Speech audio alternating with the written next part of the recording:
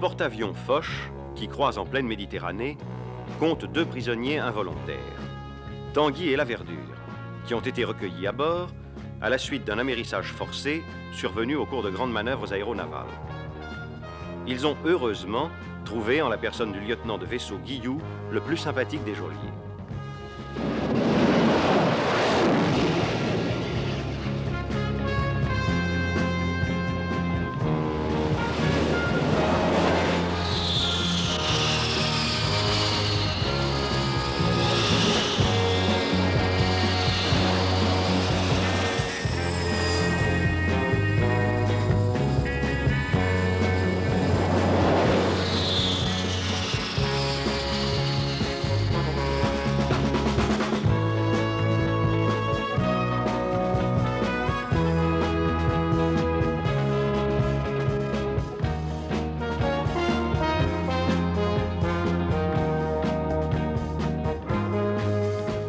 La corvée de vivres, à l'appel, coursive, découpée, avant. T'entends 24 heures de plus ici et je gagne la côte à la nage, moi.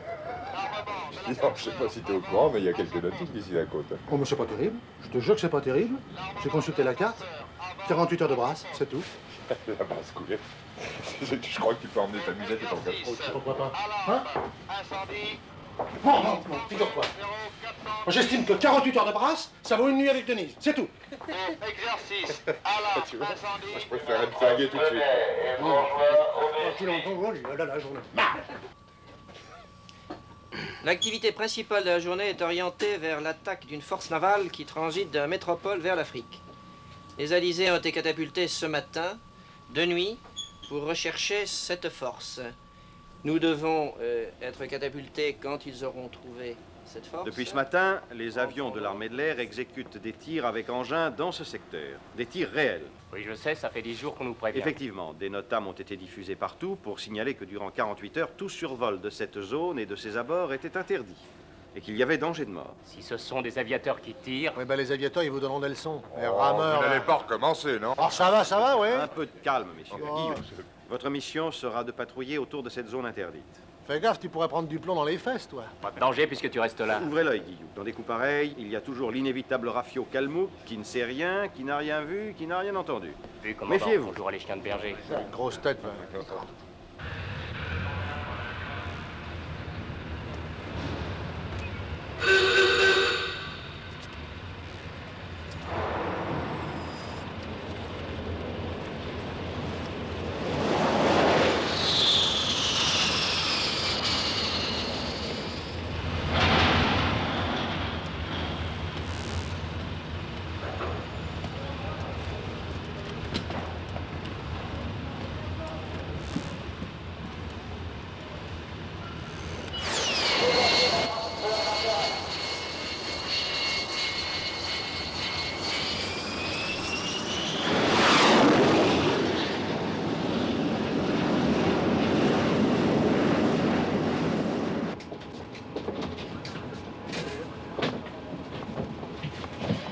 Commandant, lieutenant Tanguy, Très heureux, le tourneur. Commandant, lieutenant La Verdure. on peut voir l'avion de Guillaume? Mais certainement. C'est un Montrouge, je crois. Oui, de Montrouge. Bah, prenez-le sur cet écran, c'est là que vous le verrez le mieux.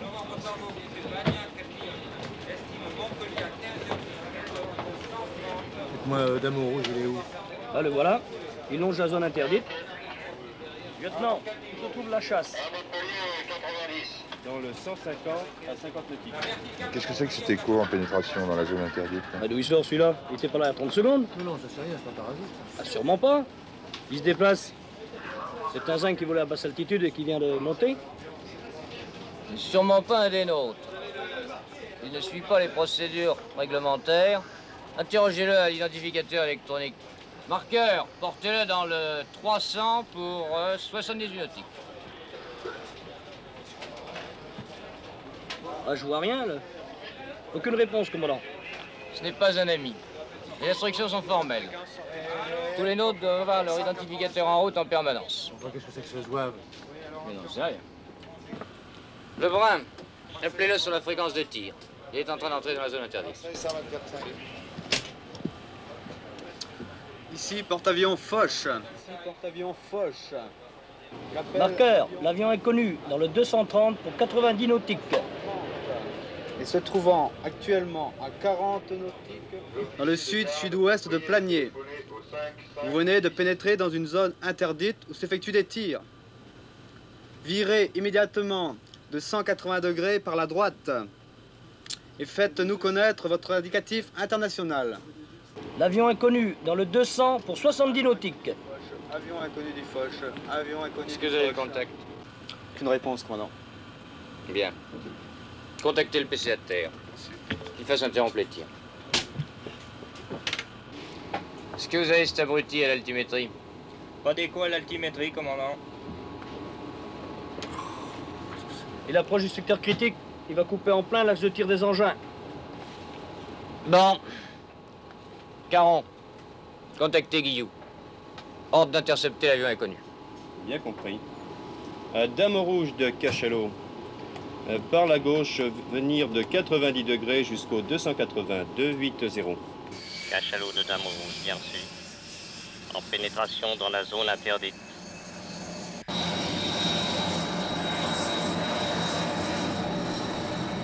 Faites arrêter le casse-pipe, ça continue à pétarader là-bas.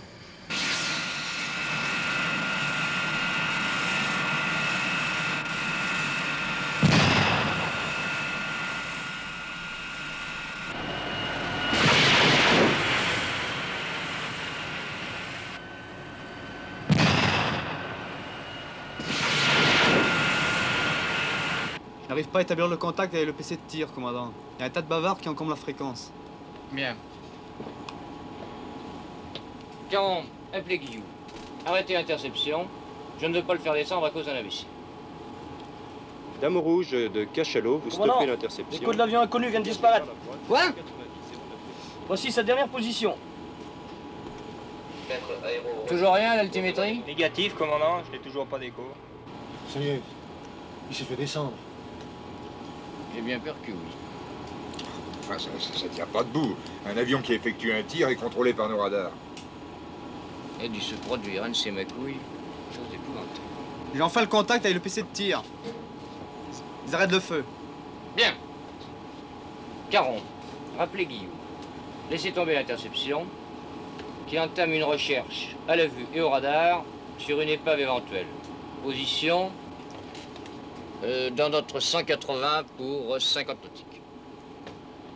Dame rouge de Cachalot, par suite du crash d'un avion inconnu, prenez le cap au 252,50. Cachalot de Dame Rouge, bien reçu. J'entame procédure de recherche.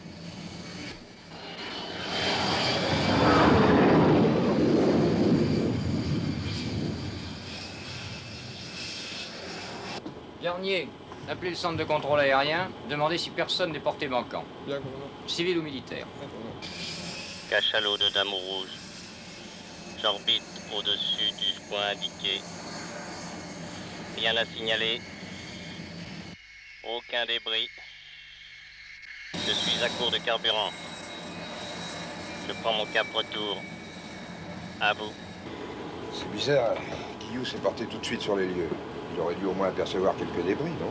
Enfin, il y a quand même une chose qui n'est pas normale. C'est que l'avion inconnu n'est pas lancé un appel de détresse. Rien. Alors? Puis d'abord, mais encore faut-il qu'il ait eu le temps de le faire.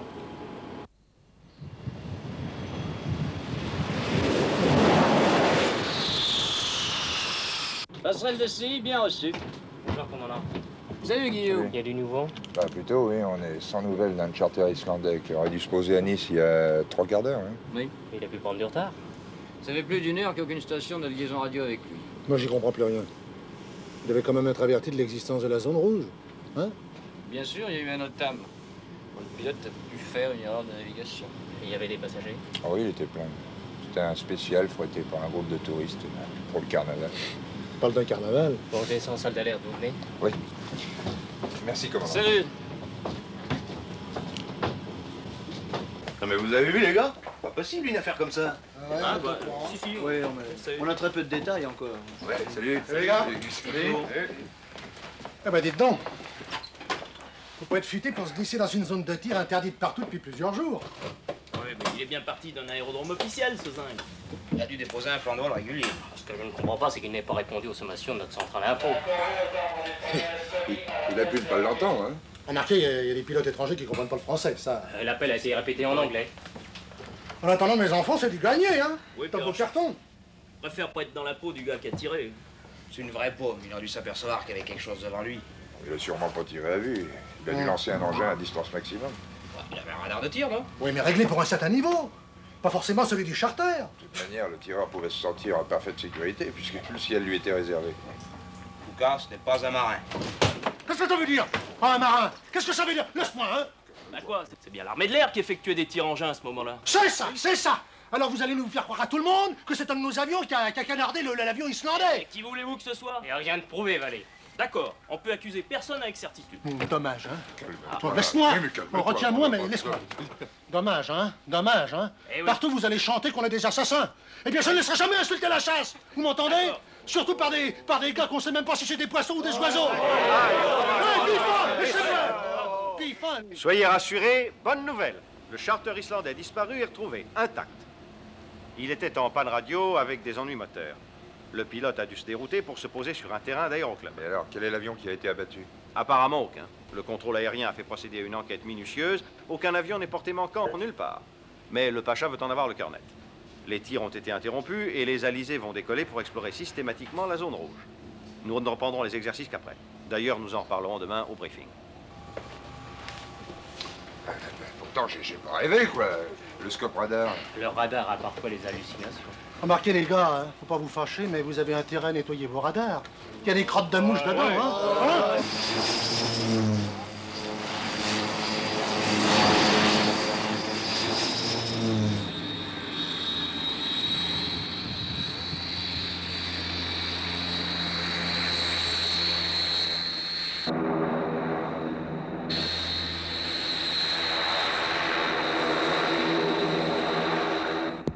Cachalot de Pingouin jaune.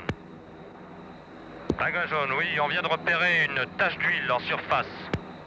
Affirmatif, il y a même des débris. Vous pouvez envoyer un hélico? Affirmatif, je vais vous donner la position. Dans le 200 du Cap Bénat pour 20 nautiques. Reçu?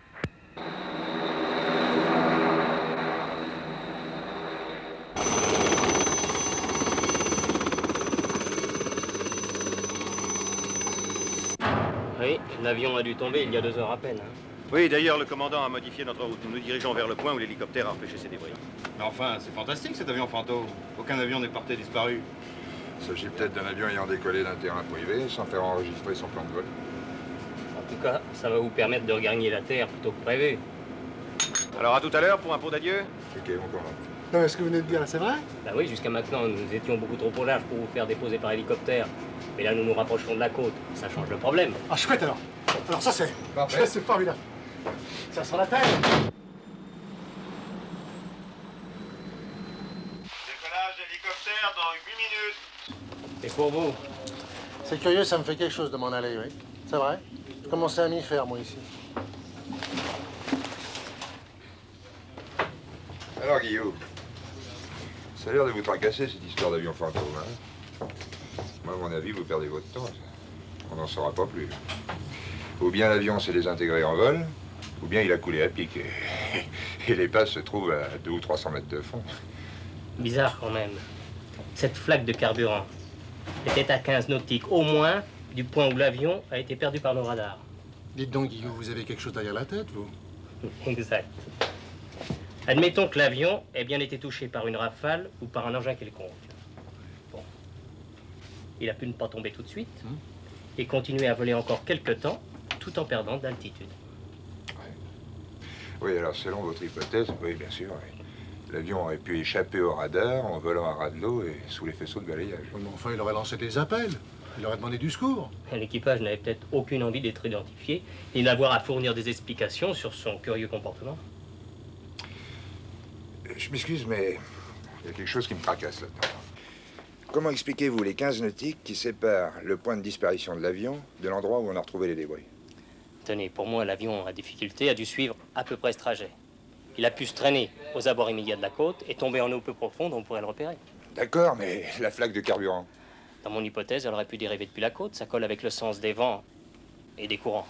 Jamais un avion touché par un engin n'aurait pu faire tout ce chemin, c'est pas possible. Alors pour moi, l'épave se trouve dans la zone où flottaient les débris. Et moi, je suis sûr qu'elle est sur cette ligne. Et je suis prêt à parier un solide gueuleton. Tenez. Ah, écoutez, c'est facile à vérifier. Le pilote de l'hélicoptère en nous ramenant acceptera bien de faire un petit détour pour suivre votre tracé, hein?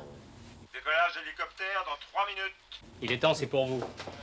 Moi, je resterai à l'écoute radio au central info pour attendre le résultat de vos recherches. Et je fais sortir ma tenue numéro 1. Ok. Dites donc, votre tenue numéro 1, vous pouvez la mettre au clou. Parce que c'est vous qui paierez l'addition. Et j'aime autant vous dire que j'ai de l'appétit. Allez, salut. Allez hop! Salut.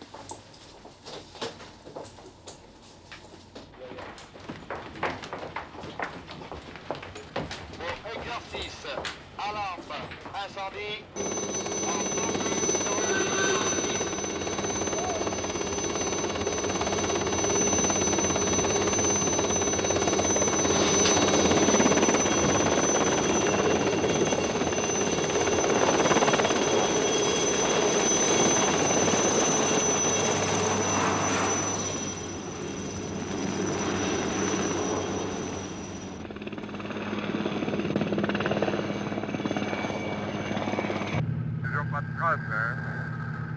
Là, je crois que c'est gagné. Allez, la bonne soupe. C'est Guignol qui va payer. Bon, alors, regardez, en bas à gauche, là. Où ça, hein? En bas à gauche, là. Ah ouais? Ah ouais, hein? J'arrive pas à distinguer si c'est un bloc de rocher ou une épave. Bon, Marcel, tu te poses sur la côte, là, hein? Tu donnes notre position aux Foch. C'est pas la peine de donner l'alerte, hein? Ok. Que décale ça, de Pedro?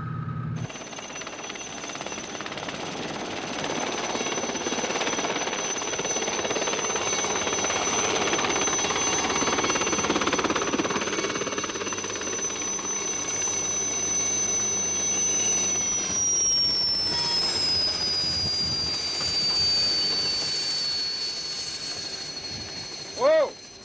Je peux? Pedro signale qu'il se pose. Position TACAN, 350, 52 nautiques. Qu'il se pose. Ils ont peut-être localisé notre fameux avion fantôme. J'ai un vol à faire, je vais pousser jusqu'à la côte. Entendu. Ça va aller? Au poil! Prenez pas, hein, c'est pas tellement régulier.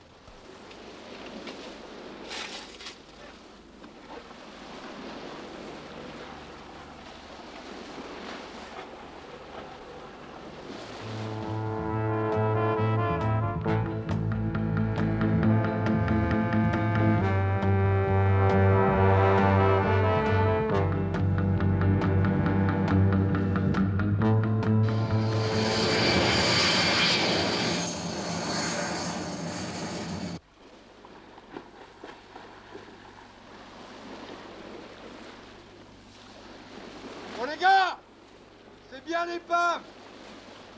Un pivoteur criblé de balles. Il est bourré de lingots d'or.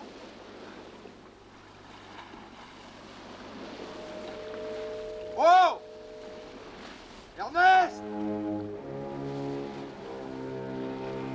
Ernest!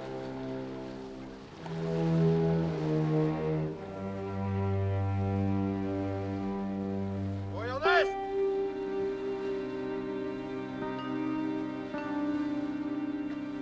Oh! Ernest!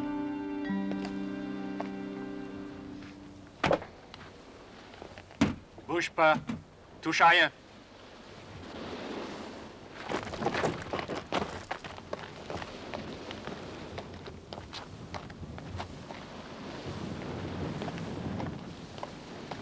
Allez au travail. Brouillez-vous. Montez là-dedans.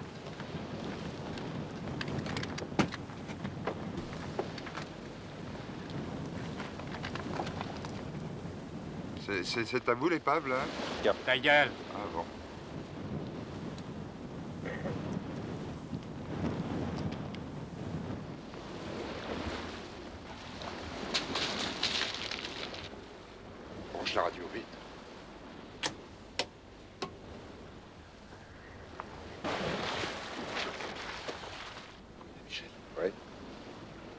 C'est tout, j'ai tout entendu. Monsieur. L'avion de ce matin. Il appartenait à une bande de crapules. Tu sais, celle qui a pillé la Banque de Londres il y a 8 jours. Ah, ouais, ouais. L'affaire de l'or, là. Ouais, bah, c'est cela, hein. Non, c'est pas cela. Lui, c'est une bande rivale. Oh, ça va pas, non.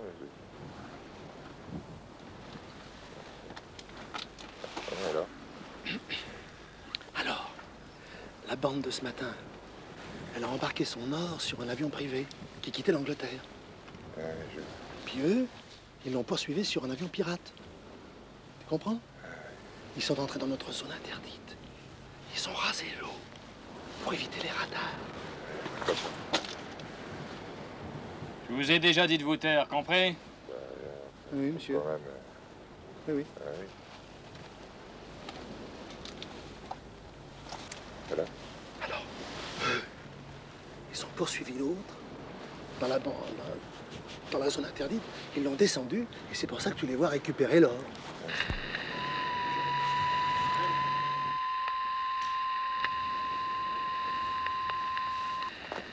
Passe-moi les écouteurs.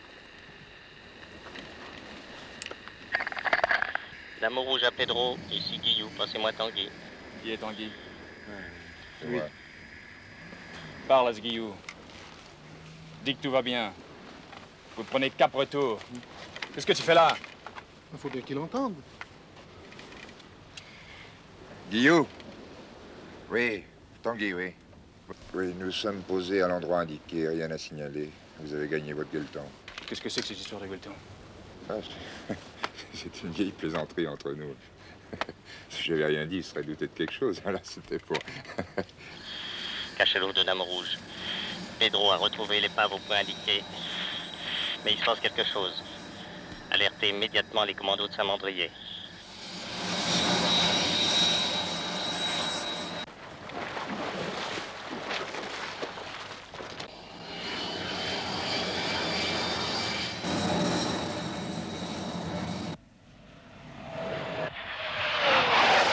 J'arrive vertical Pedro. Je cercle. Et je vous rappelle.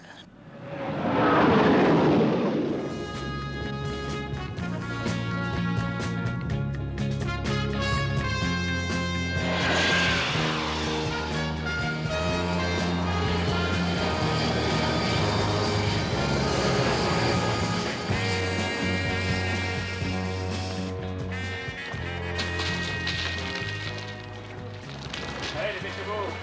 Hey, Foulier!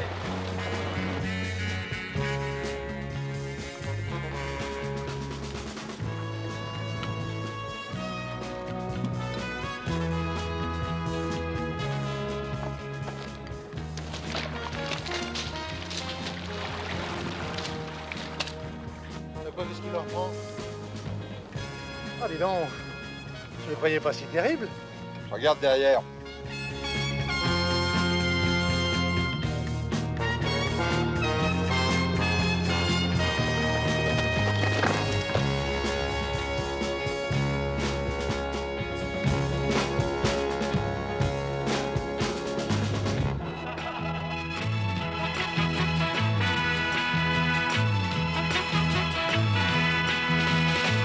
Les chevaliers du ciel, dans un bris de tonnerre, à 2 pas du soleil, vont chercher la lumière.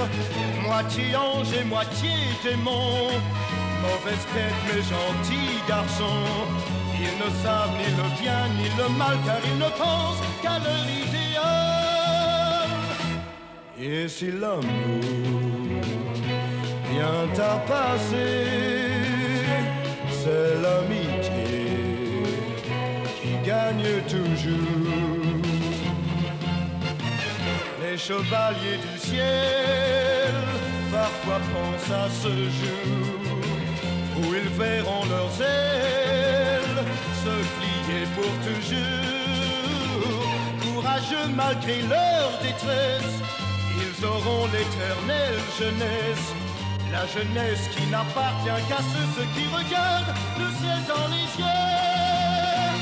Les chevaliers du ciel, dans un bris de tonnerre, à deux pas du soleil, vont chercher la lumière.